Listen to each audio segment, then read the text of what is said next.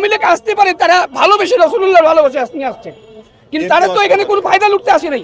এখানে বিএনপিও আছে, এখানে আরো বিভিন্ন দল আছে, আসছে নির্দ্বিধায় আসছে এখানে, কিন্তু জামাত এটাকে এখানে নিগ্লেক্ট করতেছে, জামাত এটা নিগ্লেক্ট করতেছে। তার মানে আপনাদের বিরুদ্ধে জামাত ছাড়া সবাই আসছে।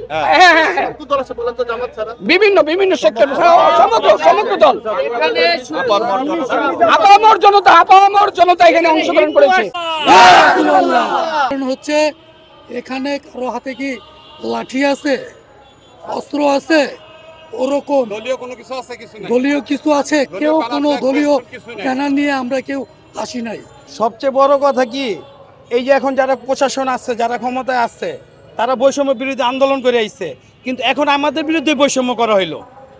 এর চেয়ে বড় আর কোনো কথাই নাই, এক কথাই শেষ, সব কথার এক কথাই, তারাই বড় বৈষম্য। পৃথিবীতে বৈষম্য থাকলে তারাই এখন বড় বৈষম্য, আর কোনো কথা নাই। আমরা শান্তিপূর্ণ সমাবেশটা বানচাল করে দিচ্ছে। এক বছর শরৎ গোলাপবাগ এইদিকে আইনে 10টা বাজে কারেন্ট বন্ধ করে দিল, আমাদের সমাবেশ করতে দিল না। তাহলে কি করা হইলো? এটা বড় বৈষম্য করা হইলো না?